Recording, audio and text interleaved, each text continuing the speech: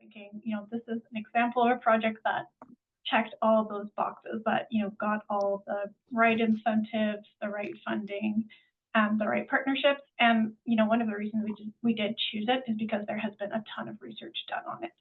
So it has some really interesting data that will start to illustrate some of these concepts we've been talking about.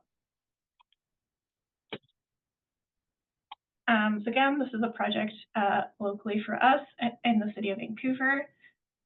Pretty fairly dense area in East Vancouver.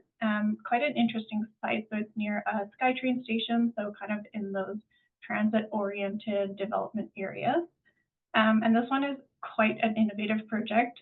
It's a demonstration project created through a partnership between BC Housing, City of Vancouver, and More Than a Roof Housing Society, who will be the operator of the building. So really it's looking at bringing in a lot of these innovative solutions that we've been talking about in terms of multi-solving for affordability, climate change, and social equity.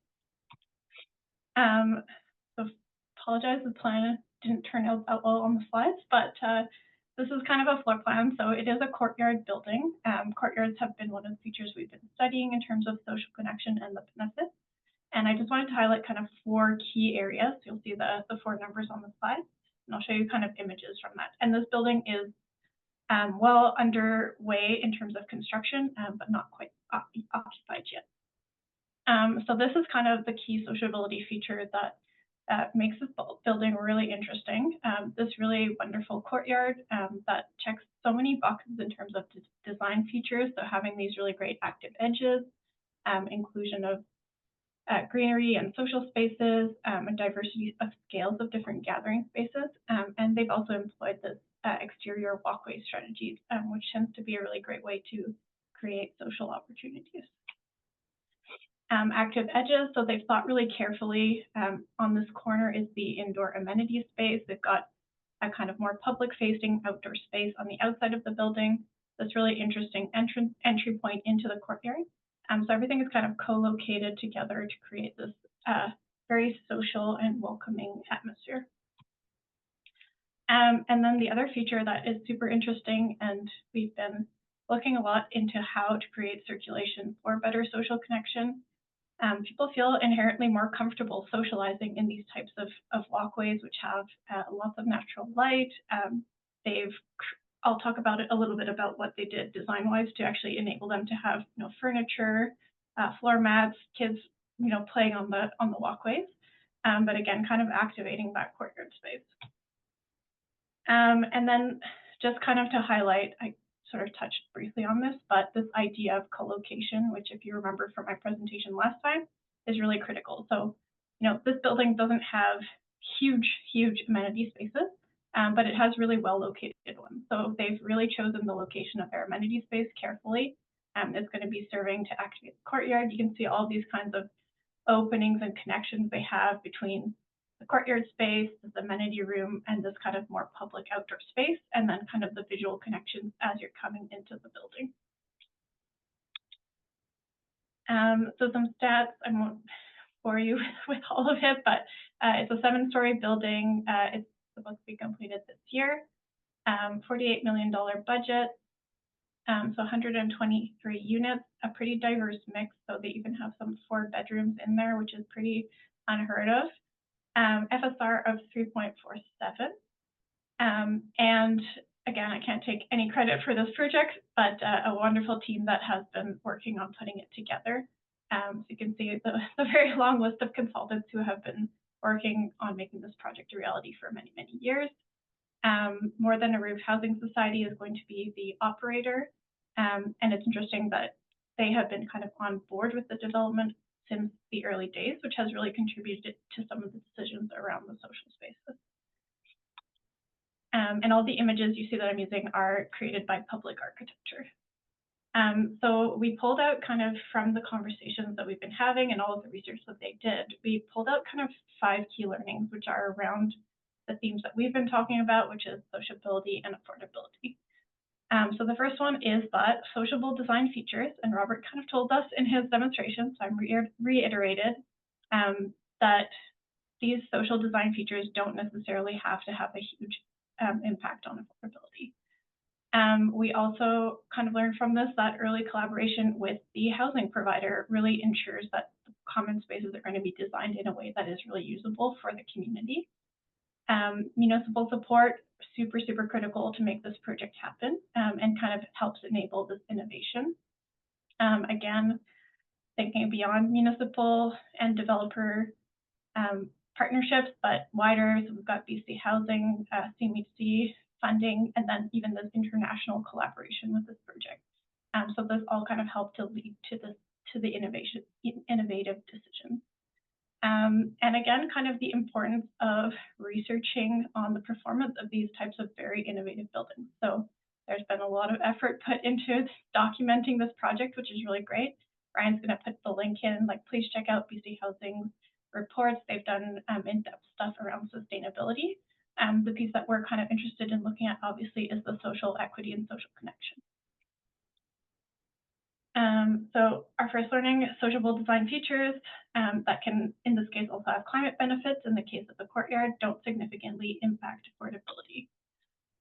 So this is a little table from BC Housing. They've got kind of these different criteria they were looking for when they were making early decisions on the building form. So they had kind of two major options early in the design. They had this J scheme, which is kind of a more traditional building with a double loaded corridor, and then what they're calling this O scheme, which is the final courtyard building. So in terms of sociability, the J scheme was kind of just standard. The O scheme we know has really greater potential for social interaction, and I'll show you a little slide that demonstrates this next.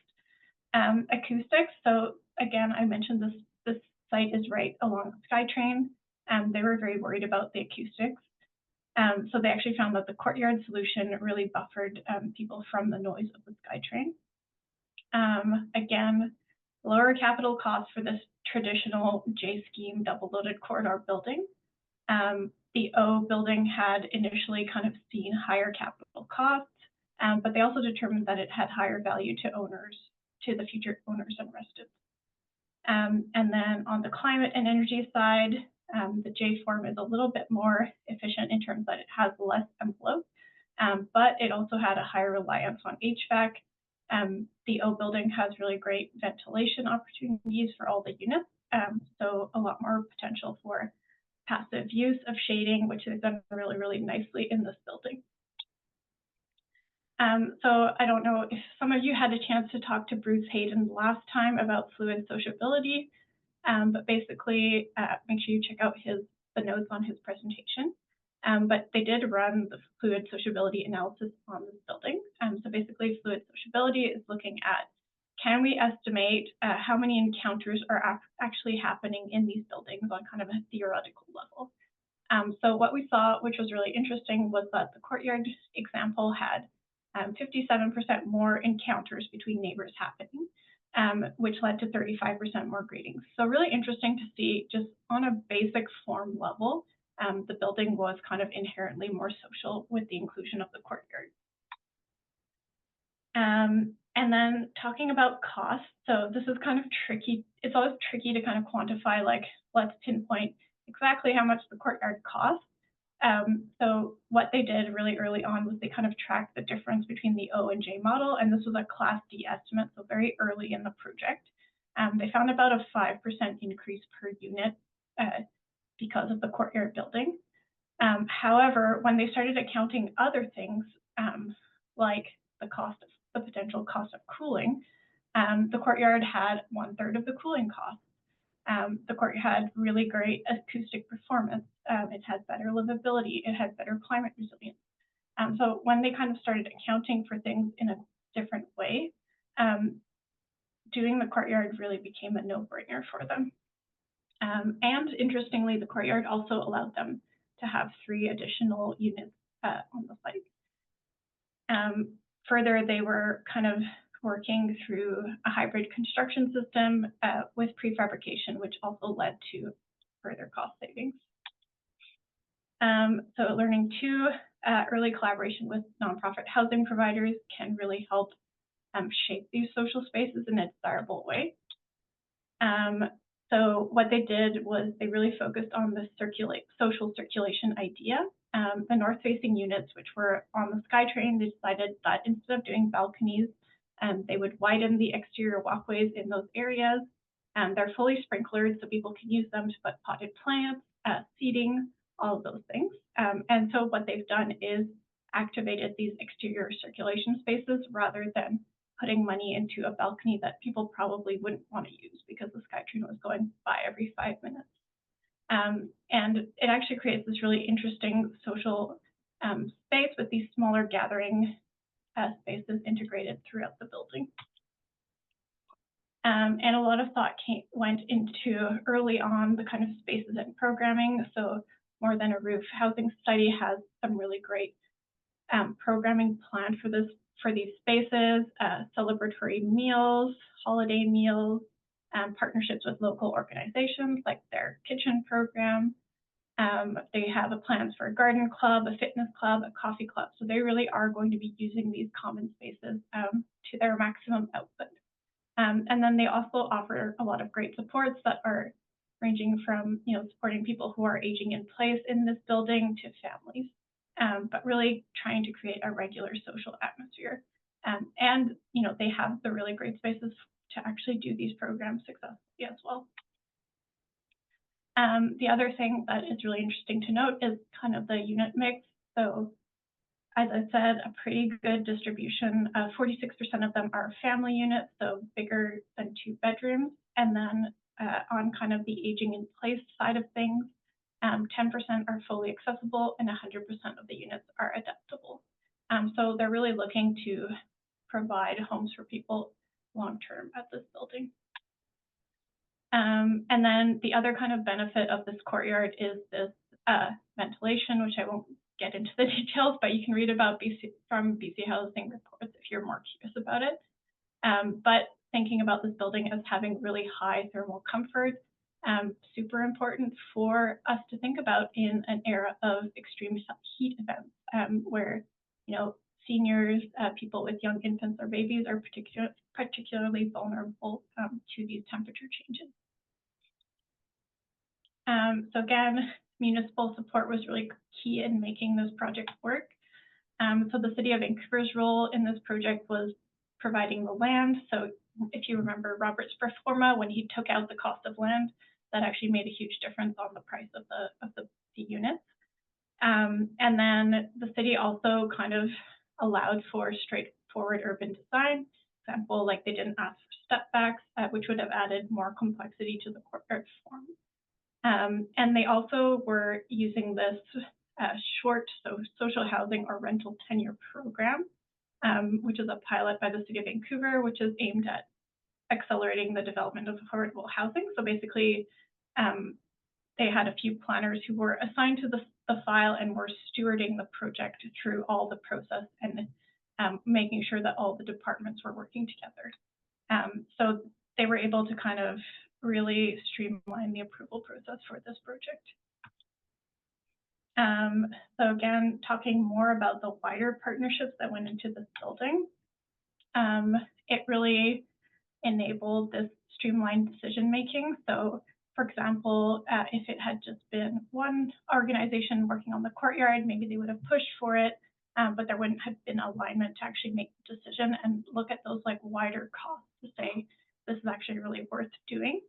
And then they also had a lot of kind of technology innovations. They were using integrated design and building information and modeling to make sure that they had really great design accuracy and kind of workflow. And that also allowed them to do this prefabrication. So I think there's a lot of conversation around prefabrication right now. This is a really good example of it done really successfully. And BC Housing has lots of resources on their website documenting how that process worked. And again, finally thinking about ongoing research and performance, really critical to replicate innovation. So, they are going to be doing lots of performance studies post-occupancy on this building. And then they also have plans to work with More Than a Roof to understand how well-being and community is actually working at this building after it's built. So a really great opportunity to get more data and to get more understanding on why this is so critical.